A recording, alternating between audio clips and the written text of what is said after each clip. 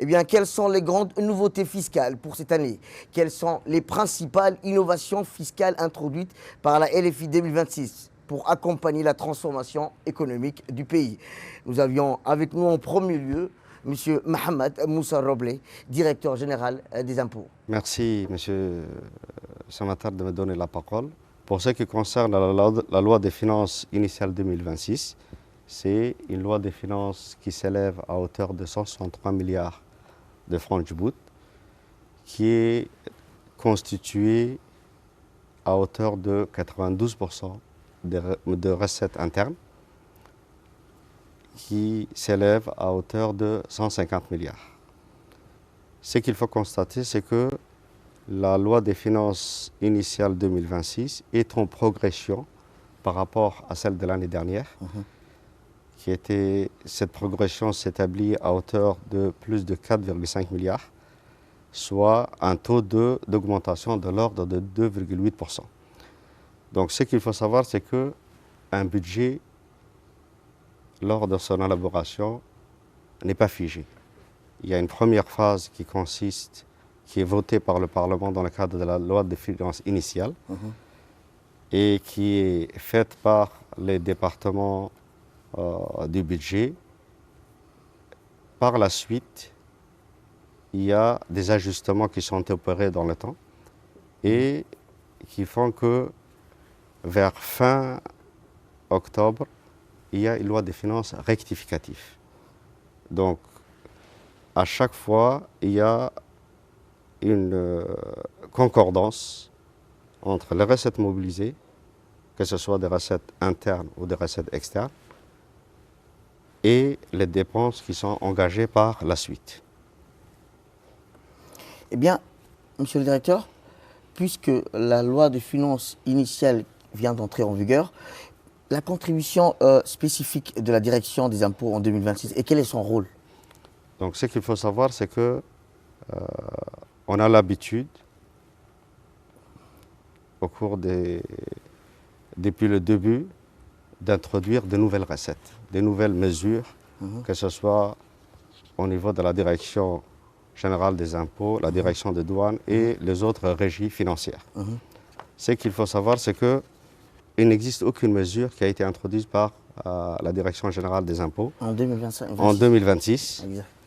C'est un choix que nous avons adopté pour deux raisons principales. La première raison, c'est que à Djibouti, on n'a pas un cadre de politique fiscale à moyen et à long terme. Pourquoi j'ai dit ça? Parce qu'il y a une pluralité de régimes qui coexistent. Il y a le régime de droit commun, dans lequel opère la Direction générale des impôts et la Direction de douane. Il y a le régime qui réglemente les opérations qui se déroulent dans la zone franche. Et il y a toute une panoplie de régimes dérogatoires. En premier lieu, celui qui a trait au code d'investissement. Ça signifie qu'il y a plusieurs types de régimes qui existent et il y a plusieurs acteurs qui interviennent dans ce processus-là. Donc, en l'absence de ce cadre qui a trait à la politique fiscale, nous avons voulu, avec l'assistance du Fonds mondial, mettre en place une politique fiscale globale. Et cela doit passer par la mise en place d'une unité de politique fiscale au sein du ministère du Budget. Et avant d'acter ce processus-là, on compte organiser au cours de cette année, une assise nationale de la fiscalité où tous les acteurs seront associés pour participer à la mise en place de ce cadre qui fixera la politique fiscale nationale à moyen et à court terme. La deuxième raison qui nous motive à ne pas d'entreprendre de mesures fiscales pour la Direction générale des impôts, c'est qu'il faut savoir que l'introduction d'une mesure nécessite à ce qu'on puisse remplir des conditions préalables. Quelles sont les conditions préalables? D'abord, il faut que, avant d'introduire la mesure en question, il faut qu'on consulte les contribuables à travers les organisations qui les représentent. Deuxième chose très importante, c'est qu'il faudra qu'on puisse sensibiliser en amont pour que tous les opérateurs puissent adhérer à cette mesure en question. Et troisième point, qui est sine qua non aussi, c'est que l'administration fiscale doit s'approprier de la mesure en question. Eh bien, monsieur le directeur, quelles actions concrètes la Direction générale des impôts mettra-t-elle en œuvre en 2026 pour renforcer le civisme fiscal? Bon, la subtilité de votre question, parce qu'elle s'inscrit essentiellement dans le choix stratégique de la Direction générale des impôts.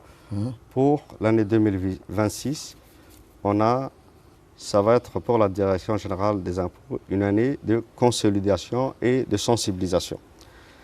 Le choix stratégique est clair. Nous comptons fructifier l'existant plutôt que de multiplier les nouvelles mesures.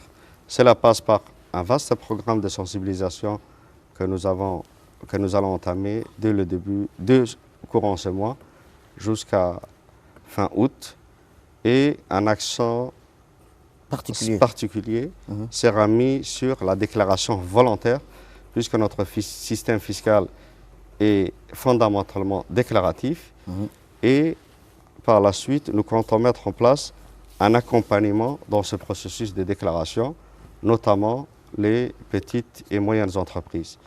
Donc le défi qui nous revient est clair, auquel nous nous sommes engagés, c'est mobiliser davantage de ressources internes sans compromettre la compétitivité économique. Merci, monsieur le directeur général des impôts, monsieur Mohamed Moussa Robleh, pour avoir répondu à toutes nos questions concernant la loi de finances initiale 2026.